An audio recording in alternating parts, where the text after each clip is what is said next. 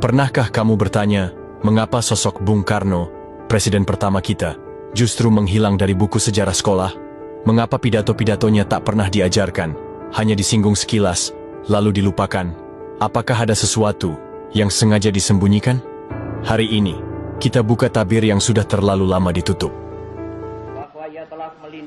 Tahun 1963, Bung Karno berdiri di atas podium. Dengan suara lantang, ia berkata, "Hancurkan koruptor, mereka adalah pengkhianat bangsa, yang makan uang rakyat, lebih berbahaya dari penjajah." Tapi coba cari pidato itu di buku sejarah kita. Kamu tak akan menemukannya. Karena setelah beliau dilengsarkan, banyak pidatonya disensor, suaranya dibungkam, pesannya dihapus. Bung Karno tahu, ada elit yang rela menjual bangsa demi kekuasaan dan kekayaan. Ia berkata, "Penjajahan modern bukan datang dengan senjata, tapi dengan utang, kontrak, dan ekonomi.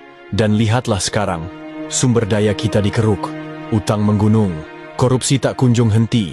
Bung Karno sudah mengingatkan, tapi siapa yang mendengar? Bahwa membangun satu negara, membangun ekonomi. Tahun 1964, Bung Karno memperkenalkan Trisakti, 3 pilar yang bisa jadi fondasi negeri ini. 1. Berdaulat dalam politik, artinya Indonesia harus bebas menentukan arah politiknya sendiri, tanpa campur tangan asing. 2. Berdikari dalam ekonomi, artinya ekonomi bangsa harus mandiri, tidak bergantung pada negara lain. 3.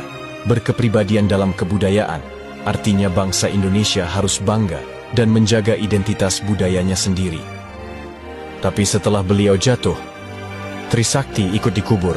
Negeri ini lebih memilih jalan lain, jalan yang membuat rakyat jadi penonton di tanahnya sendiri.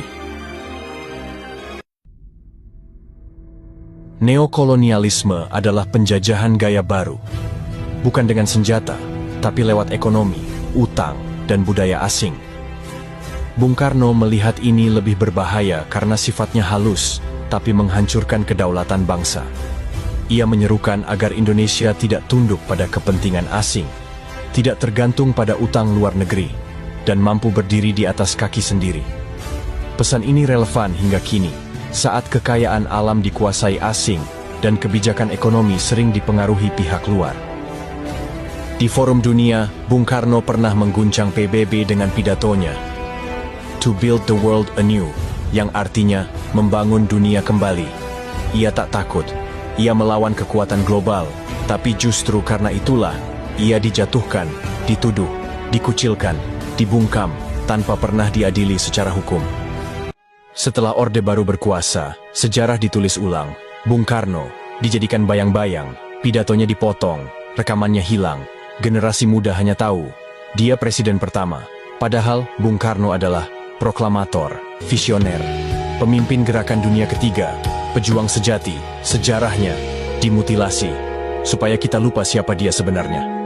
Bung Karno sang proklamator, sang penyambung lidah rakyat. Wafat pada 21 Juni 1970.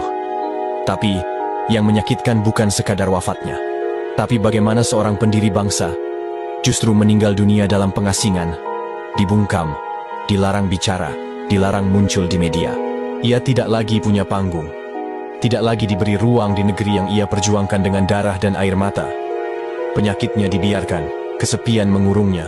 Ia terasing, bukan oleh penjajah, tapi oleh bangsanya sendiri yang telah dikuasai oleh penguasa baru. Tapi, Bung Karno pernah berkata penuh keyakinan, "Aku bisa saja dibungkam, tapi ideku tak akan pernah mati." Hari ini, kalimat itu terbukti. Anak-anak muda mulai membaca ulang pidatonya. Generasi baru mulai memahami api semangatnya. Pidato-pidato yang dulu disensor, kini dibuka dan dibagikan. Pemikiran Trisakti yang dulu dikubur, kini kembali diteriakkan. Semangat anti-kolonialisme dan kedaulatan, yang dulu dianggap usang, kini menjadi obor harapan di tengah krisis kemandirian bangsa. "Aku tinggalkan kekayaan alam Indonesia, biar semua bangsa iri. Tapi jagalah itu, jangan sampai jadi alat penjajahan gaya baru." Kita bukan pemuja masa lalu, tapi jika sejarah Bung Karno disembunyikan, maka masa depan kita bisa dikhianati dengan cara yang sama, karena revolusi belum selesai. Jika kamu percaya bahwa suara Bung Karno masih relevan hari ini, Jika kamu ingin bangsa ini bangkit dan sadar, bagikan video ini, tulis pendapatmu di kolom komentar. Karena sejarah tak boleh dibungkam sekali lagi. Mari hidupkan kembali semangat Bung Karno untuk Indonesia yang benar-benar merdeka.